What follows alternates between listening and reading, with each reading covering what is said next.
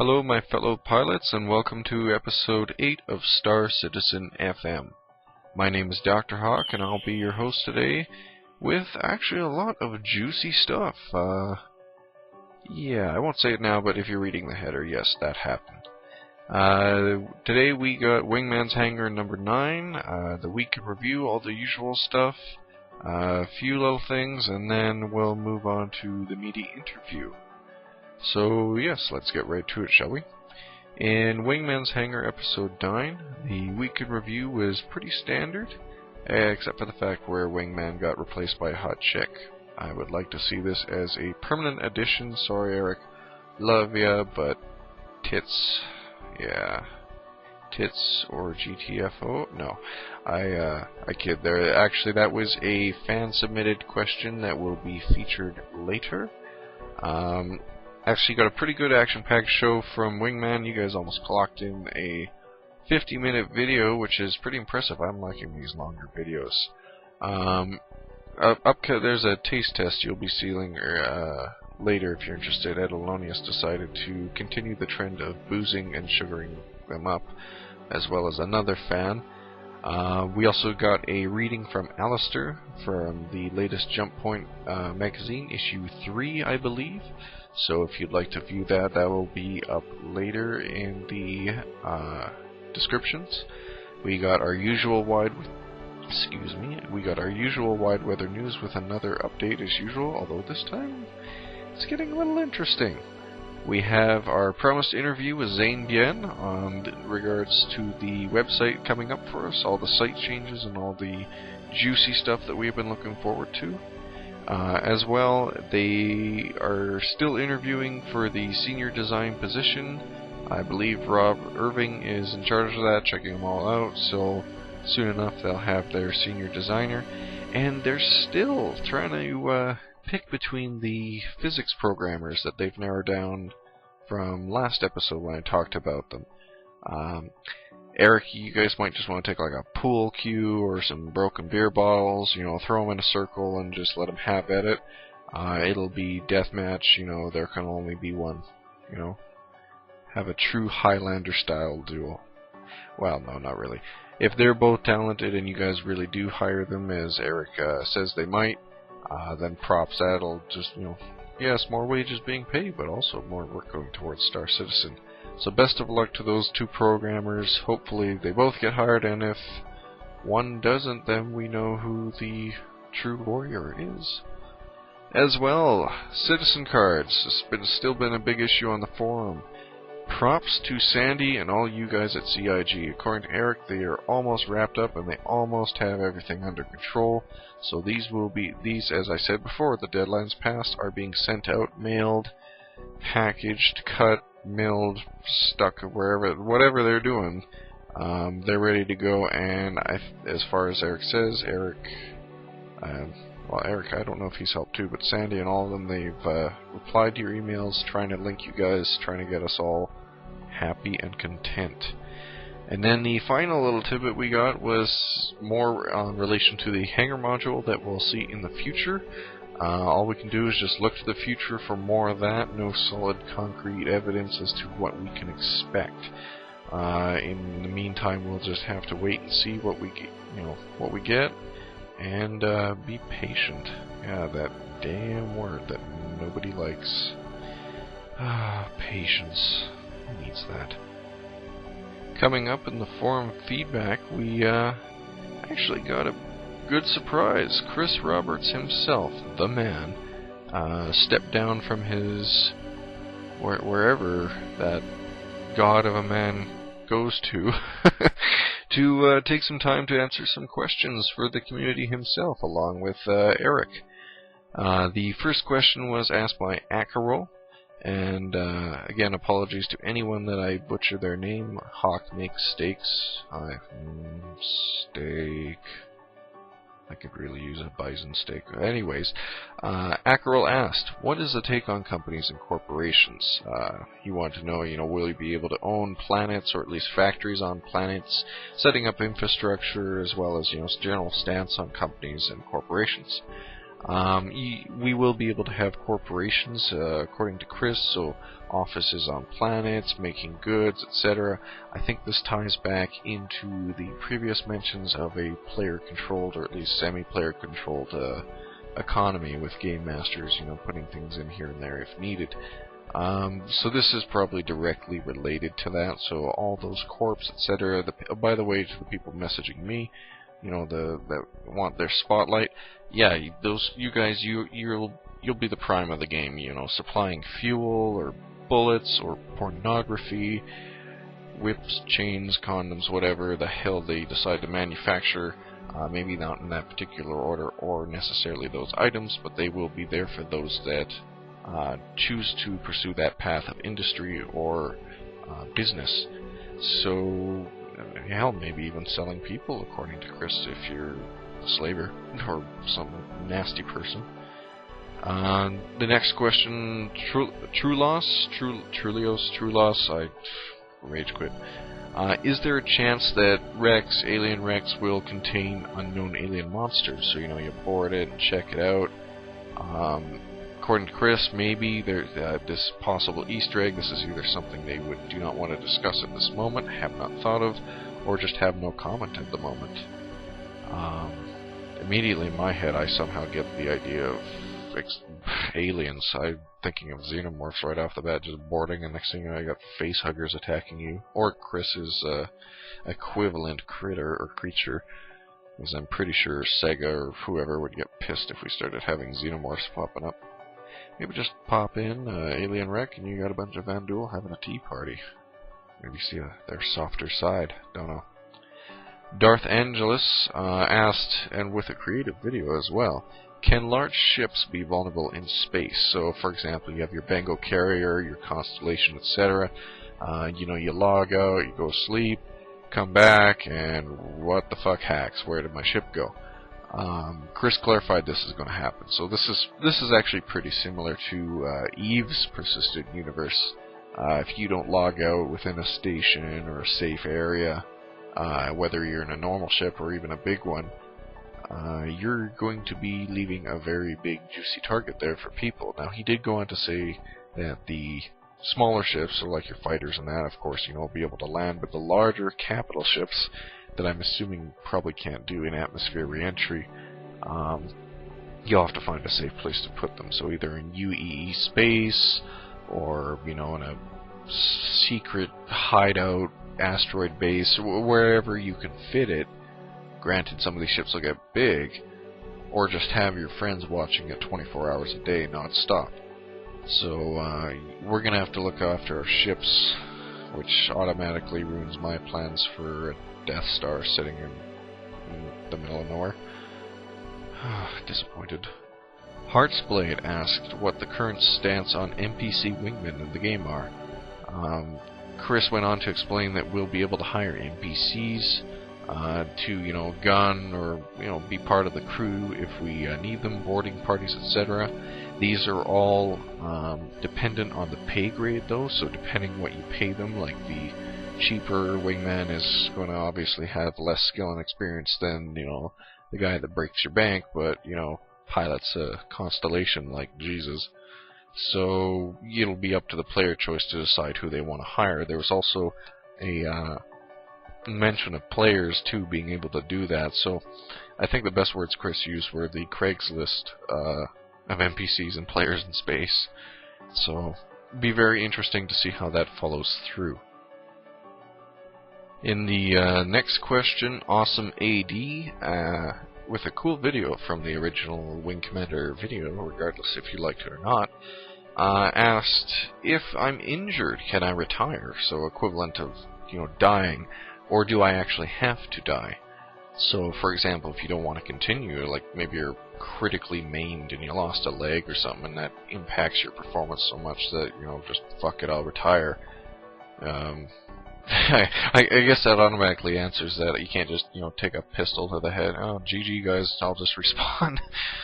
but there's the potential that they're looking into a retiring sort of function. So just GG rage quit button, or just, you know, hey, you know, let's let's restart and try again, because at this current point my character is too maimed or too ineffective for what I need to do. So be interesting to see how that happens. Maybe got an old folks home in space where you get to visit all your ancestors, so to speak. Macamera followed through with the next question with an interesting little radio segment. Good job on that. Do I need to land on a home base to change ships? Or can I do this anywhere? Chris clarified this, that you will have one initial home base that you will be able to pick. Now that you didn't say where, like, sort of, there was no clarification, so I don't know if this means you can just say, well, I want to live here. Or if there will be sort of a list of generic options that players can pick with maybe hidden ones or different ones. You know, you can find through exploration, etc. But there is also the possibility that, and well, he said you would be, to lease or rent other hangars in the universe. So while you will have one home base, and if you only have that, you know, you kind of have to truck back and forth in the universe to get your ships. You can lease out other hangars if you can afford it, and, you know, make the micromanaging of your inventory and ships a little bit easier. McQueen followed up with another interesting video in regards to a real-life question. Will sound be realistic or sci-fi-like? You know, no sound, no air, no gas in space for sound waves to travel. So are we going to have that, or our characteristic, you know, pew pew pew, bang bang, explosion, etc.?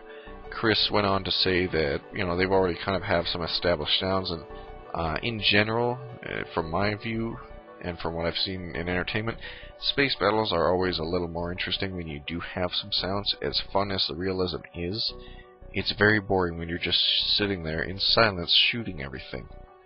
And to no effect, just, you know, just really quiet. They might even follow the Dead Space 3 route. I just recently played that, very muffled on the outside, etc. Like, you'd hear your bangs and pews within the cockpit, and then, you know, everything else might have a more muffled sound. You know, just, I don't know, they can extrapolate with this and go how they please, but there was a mention of possibly including a realistic mode for those that actually do want the, you know, the no sound. They want to just immerse themselves, so we can look forward to that potentially. Razor X, I want to see this girl on Wingmans Hanger. I have to agree with them. Yeah, wait, sorry Eric, she's really competing with you here. Razor X asked if it's possible to have 6-axis data sent to an API for custom control systems. So those of us that want to make our, you know, control pit dens, our man caves of simulator awe, you know, if we just want to go nuts with it.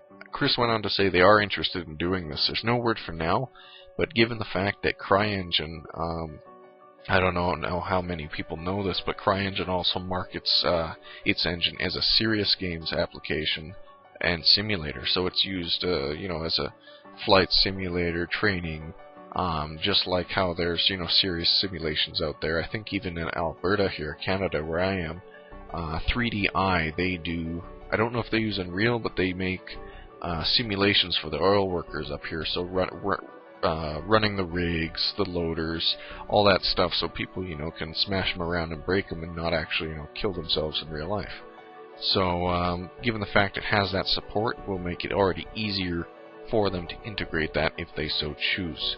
So, we can make our awesome man caves to, yeah, the sky's the limit there if that's possible. This is what happens, followed up with a, or I think that, yeah, I'm gonna probably get smacked for this. Hawk Steak Alert. This is what happens used Wing Commander to ask a great question. Will it be possible to build relations with other creatures in the Star Citizen universe, so the other races, the aliens, etc., after the Squadron 42 campaign, hostile or otherwise? Chris said on, yeah, you will be. Some of them are neutral, some of them, you know, you'll have to work for, some of them will be harder than others. The biggest example being the Vanduul, because apparently they like to stab anything that isn't a Vanduul, especially humans. So your work will be cut out for you, but I guess if you wanted to try, it's there for you. But that was pretty much the sum of all of our fan-submitted questions. And again, props to the community. You guys are doing really good now. As Legante said earlier, you know, this is your time to shine, get creative, you know, get those creative juices flowing. Great work, looking forward to next week's. After the fan-submitted questions, we were given a bit of a sneak peek. Well, not really a sneak peek, but more, reading from Alistair once again from the latest Jump Point magazine with some more Star Citizen fiction. Mentioned this earlier in previous episodes. If you want to check it out, go check it out in the description. It's both humorous and pretty cool to listen to and read at the same time. So go check out Alistair's reading of Star Citizen, or read up on the fiction itself to check it out if you're interested. Other highlights: Ed Alonius, you crazy son of a bitch, he sent in a bunch of Dead Guy Ale, some more booze, Player Ready One, a pretty cool book that I actually probably should read, and a unique selection of mints and bubble wrap. I think the bubble wrap was probably the highlight, though. They look like that they enjoyed that quite a bit. Seriously, community, what the hell? I thought we went over this. We need to start sending them gas and dangerous things and sharp things. You know, we won't get a game at this rate, though. We do hammer to code. Contrary to popular belief, coding while drunk does not actually work. Or at least in my case, I don't know. Other people might think otherwise, but yes, props to Ed Alonius. He sent in a care package for the crew. They later, Eric on the show, they hosted a sort of taste testing session of each individual one.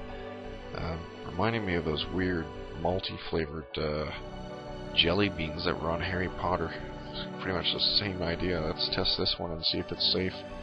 Check that out. Pretty humorous. Not including the whole thing, because I'm actually trying to skim some things here because the interview here is fairly long. But more worldwide news, some more coverage on the meteor that hit Russia. The relation to the story this time is that there's a research group working on asteroid countermeasures, being that there are things in space floating around that we are not aware of, and having some form of countermeasure would be kind of wise. The concept is to launch a satellite or spacecraft in the general direction of the asteroid and use its own gravitational field to alter course. Now, this is all Eric said. Now, in my view, I don't know if this means, shooting it by it, and just by the minor gravitational field the spacecraft has alter the course of the asteroid, or just outright shoot the thing into the asteroid. That would be my way to do it, because it's always fun to smash things. So, I didn't honestly look at the article yet. I should, but I will be looking into it, and there should be a link in the description for any of those interested in following up on the article. I believe it was Asteroid Tracker. As well, we also had an update from our weatherman. Apparently, there's a little turbulence around Uranus. He said anus. Yes, short but funny nonetheless. I'm still looking forward to when they extrapolate on maybe the in-game weather, or maybe we'll just... anus. God, that never gets old. Sorry about that. Wingman followed up with the interview with Zane Bien, as mentioned before in previous episodes.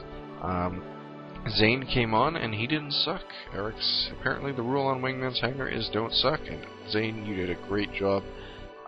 We got to see some little snippets of the website coming up. While small, it does look a lot more in-depth and beautiful than what we have now, so keep an eye out for these future updates, because Zane, you're a young guy, but they look pretty awesome. Props to you, buddy. I'm really looking forward to see what kind of integration you and the excuse me, you and the guys have planned for the site. And check it out. There should be some little snippets playing of the website reveal right now, and yeah, all we can do is just wait for the future and see what kind of awesome stuff we get. Quoting Eric in the past, we won't be worthy. At least it won't be WordPress. So yes, the interview with Zane Bien, you can follow up on that and watch the whole thing on Wingmans Hanger. some final notes to finish off with is yes, Andreas Westfall again. I think I said that right. He sent in more sugar. At least he didn't send in booze, although there's nothing actually wrong with that. But he sent in a lot of candy for the crew good care package, so props to him for doing that. I'll be honest, I'm starting to think I should just call up my uncle. I have a family member who owns a winery in BC. I'm starting to think I should just get him to send you guys some booze of my own, so to speak. Guys, Eric, Chris, all that.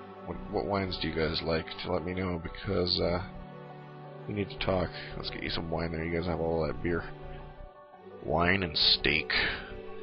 And other points, we can look forward to seeing Robert Irving next week for an update. So if you're interested in that, keep an eye out for an interview with him. As well, by the time of this interview, Jump Point 3 should be out for you subscribers. So hopefully you're reading up on that and numbing on all the tasty tidbits that us regulars do not get. And on a word from that, the regulars can start looking forward to seeing some subscriber content becoming available with them. This being the engineering section of the website, should now be unlocked for regulars to view. So if you're interested in checking that out, take a look at that. So I guess without further ado, it's time to move on to the coup de grace, the main event, the fat stack, the juicy meal, screw it. Let's just do the transition. Well, everyone, it's been a long while coming, but I actually have the community to thank. Today we have an interesting interview with another interesting individual. Normally I like to interview the community and the fans, but today I am honored by a CIG employee himself. Everyone, this is Ben Lesnick. Hi everyone, I'm Ben Lesnick. I am community manager and part-time designer for Cloud Imperium Games, working on Star Citizen. Happy to be here talking to you today. Well, again, thank you very much, Ben. It's just want to say right off the bat, it's a big thank you. I imagine you guys are quite busy, especially with all the alcohol and that coming your way, to keep you guys sated, but working hard on Star Citizen, no doubt. We are busy, but always time for fan stuff. I mean, we wouldn't be here without the community, and it's a different kind of game development, so we want to be right out there as much as we can. Fair enough. So, to the people that aren't familiar with you on the chat roll or the forums, or just, maybe tuning in right now and have no idea what Star Citizen is, mind explaining what you do a little bit, in relation to your title, etc.? Alright, well, I'm community manager, so I've kind of been organizing all the community aspects of the game since, I guess, well before we actually announced. Any blog entry you see at the site is to me. A lot of the just kind of any sort of messaging comes through me, at least. And I've been involved in the design of the game itself, working with Chris Roberts and everyone, coming up with those ships that you all are buying, that sort of thing. So, pretty much you're the sheep herder of the community, I guess you'd say, and that's a good thing. We're pretty We're a pretty crazy group, I think so. It's been an interesting experience. Any highlights or frustrating moments that the community has presented to you? It has been a very non-frustrating community. I'm used to working with the Wing Commander community, and they are a lot of very much older, set in their ways fans who do not like things changing or anything Electronic Arts would announce they would be unhappy with, no matter what it was. But with the Star Citizen community, it's been great. Everyone is just willing to go with. They trust us. They're willing to. I've never seen a game community that said, we trust the company, which has been spectacular. Stuff like permadeath that was terrifying to everyone when they first heard the idea. They waited for Chris. Even things like just waiting for the citizen cards, because we had planned to have them out by Christmas, and we had to delay them, and people were just absolutely understanding. It's not like any other community I've ever worked with or encountered. Well, you guys are doing really good, and props to you on the citizen cards, because regardless, I think everyone can agree that it's been a bit of a fiasco once you actually start taking the logistics of physical property into account for a lot of... yeah, you guys have a lot of buyers last I checked. 8 million now in funding, so congrats to you guys. And Chris, I know the Kickstarter itself ended, but you guys still got money coming in. I can't believe it.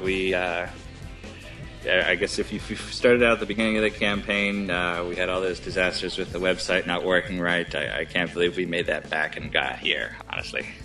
Well, you're still standing, so hopefully you'll still be standing once we start getting into the alpha and beta testing, and then we will really start working for you guys.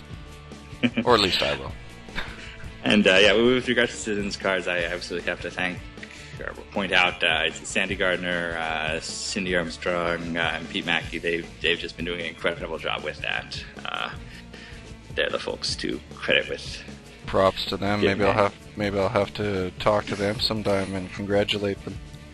So, what other previous work have you done? Like, what brought you to CIG? You know, like you're working on Star Citizen now, but you know, what's your portfolio like? If you're willing to discuss some of that. Oh, sure. This is my first real, unquote, gaming job. Back in 1996, I was a teenager doing a Wing Commander website in the early days of the internet. And Neil Young. Before my time. Long time ago. I can't believe how long it's been now. Neil Young, who was the president of Origin, came and asked me if I would run the Wing Commander community for Origin. I started WCNews.com with Chris Reed and ran that site for what's still going, daily updates. So 15, I can't even count these, a long time. And of course I got to know everybody who worked on the Wing Commander games over the years, and Chris especially, and he was always trying to come back. He would always trying to get back to Wing Commander or gaming.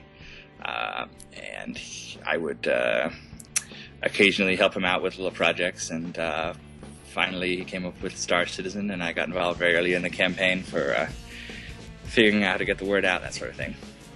So, I guess you would say that's what your interest in, like that's your interest in Star Citizen, that's what brought you to it, is your prior experience with Chris Roberts?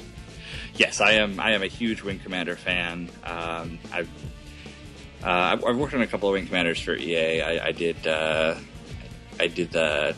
documentation for Wing Commander Arena. I did the manual. If people know that, it was the one part of the game people liked. So, good for you. I worked on a couple of projects that never made it out. There was a browser-based privateer that I am fairly glad got canceled because people would have hated that so much. I did the Game Boy port of Wing Commander Prophecy, taking a 3 CD game and putting it on a Game Boy Advance cartridge somehow. I'll just say that's black magic. But, yeah. This is my first serious game development job, and it's been a great experience. I went to school in Austin, and I moved back east, and I just jumped at this chance to come back here for Star Citizen. Fair enough. So, would you be able to tell the community what you're working on right now, like within limits to what you can tell us? I understand that, but what's a day in the life of Ben? What does Ben do when he's working? Well, I will tell the community that we just finished working on the specifications for the Idris and the Gladiator, so you may be seeing those soon, hopefully. But this last week, our big focus was getting Jump Point out, of course, and the messaging about the website. So that was Thursday and Friday, pretty much. Another person who credits Zane Bien just does an incredible job with the front-end web stuff. I guess you all saw the sample on Friday. It's yes. going to be fantastic when it gets out there. So it's been great working with him. Very talented, and young, but very talented guy. Yeah, he's got a great story. We'll have to get him on your show. Sure. Oh, there we go. more forwarding. I won't deny it. I'll do an interview with Zane. Anyway, continue.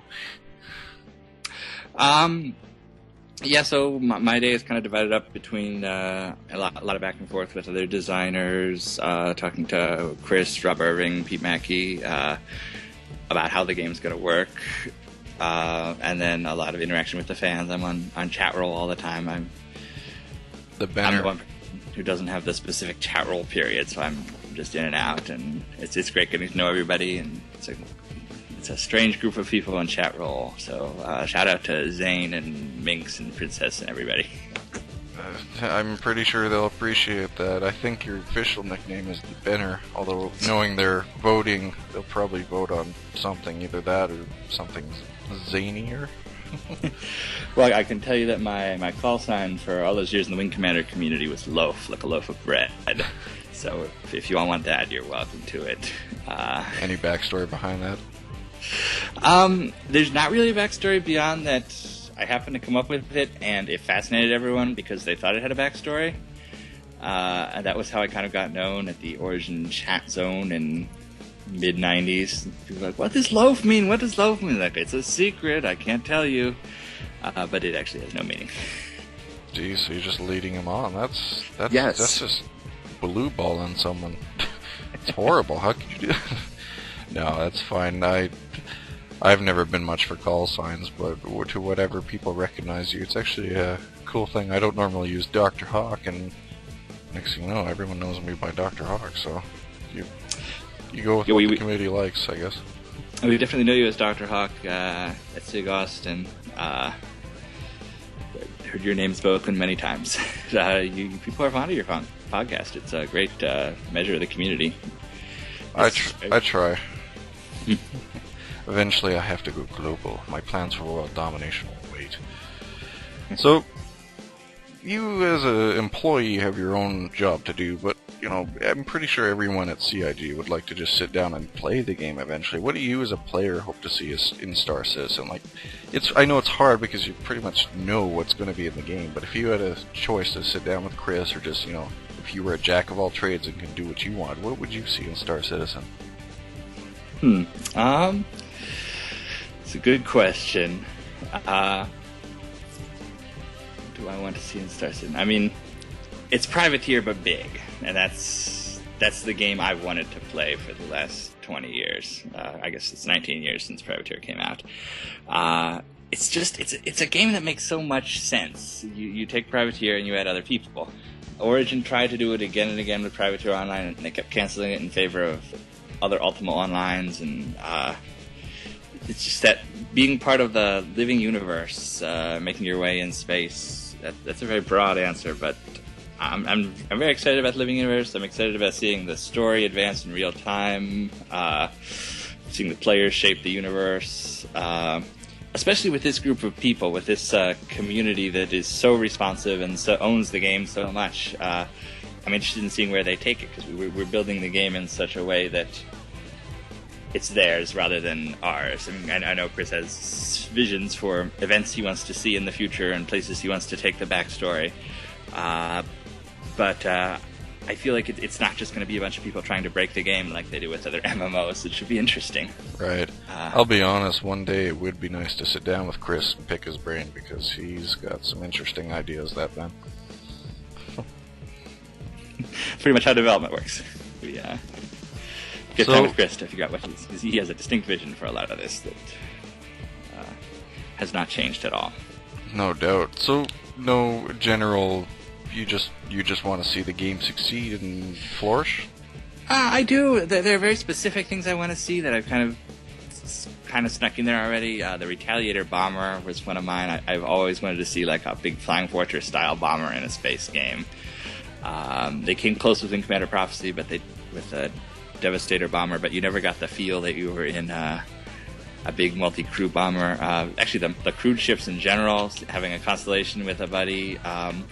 I'm interested to see if it's actually fun to fly with a friend as a turret. I mean, I know people love that in Halo. I never got into it, but I'm interested to see that kind of Millennium Falcon crew, multiple people working together. and getting that to work right. If we can do it, I'm sure we can. It's going to be spectacular. It'll definitely be interesting. You gotta remember, there are some people that just don't want to fly or control. I remember even when I did Halo, some people would just be like, Luke, drive! Drive! Oh, fine. Some people just want to shoot stuff. That car turned me off of Halo. I played the original Halo, I got to the car, I think I got it stuck upside down or something, and I stopped playing Halo forever. I think the Warthog will always have its iconic super sensitive suspension that you can't even drive over a pebble without it flying all over the place. Yeah. Which makes me wonder, no wonder humanity got its ass kicked in that series. Like, geez, the frickin' vehicles alone couldn't stay straight. Hey guys, jump in. Flips over. Oh, well, GG guys, we're done. So, another thing, in relation to the Star Citizen universe, when you finally do sit down and play, you've been pretty broad with your answers, but what is the Benner gonna do? Are you gonna be exploring? Are you gonna be, a pirate? Are you gonna be a bounty hunter? What would the Benner do in the Star Citizen universe? Exploring, definitely. I'm very excited about that mechanic. I find I'm very bad at trading in general. I could never get into the shipping goods in Privateer. I would figure out how to do it so it would be profitable, and then I'd immediately get bored and go find someone to fight. I'm also terrible at breaking the law in this sort of game, so I will almost certainly be like a militia pilot or something. I feel bad murdering civilians in games. That's not a bad thing. So we can expect you, like, helping out all the people that need help, and maybe, if Zane is trying to prey on poor people and eat him, you'll shoot him down because he's a scum of the earth and needs to be destroyed. Oh, okay. Benner's coming to get you, Zane. You're in trouble. I also, and this is terrible for community building, but I also love the single-player games. I'm probably as if not more excited about Squadron 42. Seeing Chris Roberts come back to a narrative game is a big deal for me.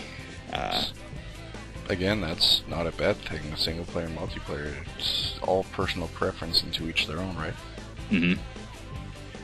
But anyways, I have some fan-submitted questions here, and we'll start off with the first one from Anton. I think I'm saying it right. In answer to the fans, no, I do not know when the Aurora or the Retaliator or the Idris is coming out. And if I did, I couldn't tell you. Oh, well, there you go. First fan-submitted question by Anton is, my question, which of the various Wing Commander games is your favorite, and why? I like the original Wing Commander. I think got it just right in terms of kind of the shape of the game, the branching trees, and just the feel of it, where you weren't quite the giant Luke Skywalker superhero. You just kind of influenced the war.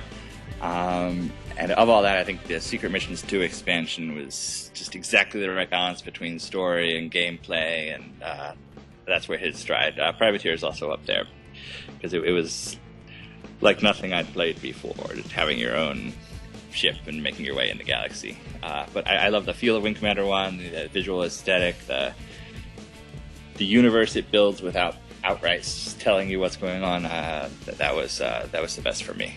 Secret Missions 2 Crusade. Fair enough. Good question, good answer. The next question comes from Rageburst, and actually I think this will help some people because you had mentioned this before in the interview. Rageburst asks, up until now we haven't seen much indication of what kind of gameplay a Star Citizen will have.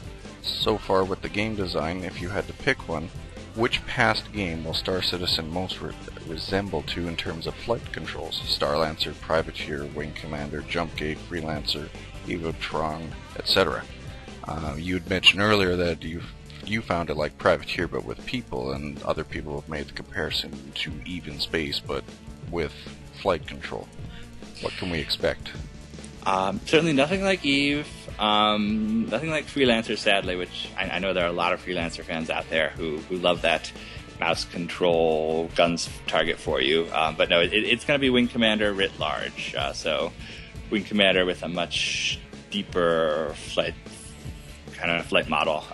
Everything is correct in terms of physics, and I mean there's fly-by-wire, so it's more like Wing Commander. It'll feel a little bit more arcadey, but not not to the extent that Wing Commander and Privateer did. But yeah, it's a game where you need some skill to succeed. No click to win, no Diablo or Eve style. Get the best thing and click on the other guys till they're dead. Yeah, as much as I loved Eve, I do have to agree with people that it came down to really is how much people do you have over the other guy, or who has the bigger boots when it comes to a duel. Because you just sit there kicking each other's shins, and eventually one of you falls over. I guess if you imagine like Wing Commander 2, one person could be flying a ferret, and the other could be flying a broadsword, and obviously the broadsword's larger, has more weapons, but the guy in the ferret's good enough, he's going to take down the bomber every time. So that's what we're going for. No advantage for having lots of money. We're a gameplay-focused flight model. Fair enough. Now, a quick mention. You did mention that you a 6-axis of freedom. You want to have fly-by-wire.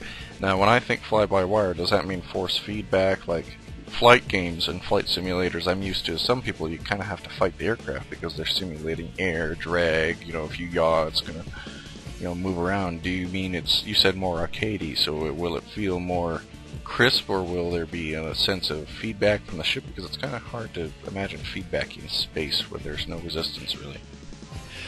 There's not going to be a great... Right now, there's actually a lot of feedback. It's kind of hard to control your fighter.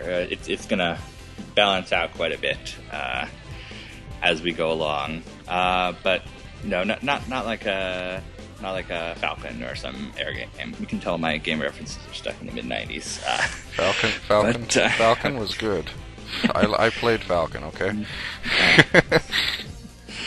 No. With when I say fly by wire, it's more. If you were actually flying a spaceship, it would be pretty dull because you'd have to control the individual thrusters and you'd have to, if you overcompensate in one direction, you'd have to carefully balance it in the other. So when we say fly-by-wire, it's more of a... It does it for you. Doing all that for you and making it more fun. At the end of the day. We have people ending duels by going off into the depths of space or just endlessly spinning without even firing a shot. Yeah, so we're building all that into the engine of the game, and then we're making it more fun for the actual player. Fair enough. The final question is from Bearcat, and he says, "Are ship designs like the Constellation trying to get the cockpit out of our way? Does the Star Citizen team view the old cockpits as a hack to allow old computers to render the action in a much smaller area of the screen?" Now, what I'm trying to... I think what he's asking is, will he be able to mess around with the viewports and such? No, we're not trying to get rid of the cockpits. If anything, we're bringing cockpits back. What you're seeing in the Constellation, the Aurora, is it's actually completely separate. They're both supposed to be built by Robert Space Industries. They're both designed by Ryan Church. So there's supposed to be a similar aesthetic between the two ships. And you're going to see that in all of our ships. All the MISC ships are going to look similar. We're trying to build a living universe in that way. But no, we're not trying to get rid of the cockpits. You're going to see full cockpits that obstruct your vision, and the idea is to make it seem like the real thing. Well, one of the first things Chris Roberts talked about to me was we need to bring back the cockpits. There's a lot of regret over dropping the Wing Commander 4, which is interesting. I mean, Origin did Wing Commander 4. They had a 10-month production schedule, which is insane for what was then the most expensive game in history. And so they just had to drop things like cockpits. And then everybody else in the industry said, "Oh, Origin's not doing cockpits anymore. That must mean people don't like cockpits." So then every game after that didn't have them. But it was a time-saving thing for the Wing 4 team. And you lose a lot when you don't have them. Even if people turn them off immediately, you have to have them in there so that people get the sense that they're actually in a spaceship. I know you can create like fiction about how you're looking through VR goggles or some field of view enhancing device or something, but it's just not the same. I think of Wing Commander 1. You can tell the difference between the 5 different ships from the look of them. A Hornet is completely different from a Scimitar or a Dralthi, and anyone who played Wing Commander 1 knows what those ships feel like. Privateer 2 had 18 different ships, and I could not tell you the difference between two of them because they all look exactly the same without the cockpit. Right. So yes, cockpits are back. They're modeled in 3D. You're gonna you've probably seen the Hornet cockpit in the demo. It's actually has a lot of panels and things that obstruct your view, and that we're definitely gonna have that looked in some of the military ships. Well, actually, I want to expand on this. A question from the Hawk. I'm a old, when father brought me up on Marathon, Tomb Raider, and Mech Warrior. Those were my vices as a kid, and in Mech Warrior, I've always been a very, very strong proponent for first-person view. Mech Warrior Online, props to that team, I play it a bit. I like how they kept it original, no third person. You couldn't look over a hill and abuse the view mechanic. Are you guys going to be going further with this and forcing first person view, or will they be able to change the first person to third person, or like you mentioned, get rid of the cockpit and have a virtual cockpit so there's no obstructions? Or is it undecided at this point? Short answer is it's not decided. It's a big debate. I guess pretty much the same debate that the fans are having. There's a lot to be said for forcing players to see the cockpit, but we also have a lot of people coming from Freelancer who want to see the ship. A lot of people who just aren't used to that sort of view really in a space game. So it is. We're still trying to figure out what the best balance is. So all I can say for sure is absolutely you're going to have cockpits, and we'll see about the other stuff. Fair enough. My 2 cents is go first person, but that's just me. So, yeah, that was pretty much all I had formulated for the interview. If there's any closing questions for me or comments that you'd like to address, feel free, but if you don't, at this point, I think we're pretty good, and I want to say thank you. It's been a pleasure, and it's for first interview with CIG, I don't think I did half that bad. No, you did great. This has been a lot of fun. I'm happy to come back sometime when I can say more about the game. I'd say to the community, it's absolutely fantastic getting to know everyone. I'm sure that every community manager in the world tells their community that they're the best community, but you guys truly are amazing. And I feel like we could make a strong argument that you truly are the best community. I've never seen people who send the developers presents in the mail and who are just there all day, and the game is 2 years away, and you've already formed guilds and clans, and you're arguing with each other over the tiniest bits of mechanics that don't exist yet. And we are constantly in awe of our community. You guys are incredible. Well, it sounds good, and note to that, like I said to my viewers before, I eventually look forward to the day when you can post tutorials and compare the ships and break them down, because for now I can only extrapolate. You'll be seeing more ships soon. The Aurora is next. I can't say when, but it's coming. Fair enough. I still have to find a ship for the Hawk. I don't even know what I'm doing in the game yet. But anyways, I want to again thank you very much for your time, and thank you very much for the interview. Everyone, this is Benjamin Lesnick, or Ben, and Dr. Hawk. I'd like to say take care and fly safe, but I'll let Benjamin say bye himself. Well, thank you very much, everyone. Great talking to you. I will see you out there. Alright. Take care and fly safe, guys.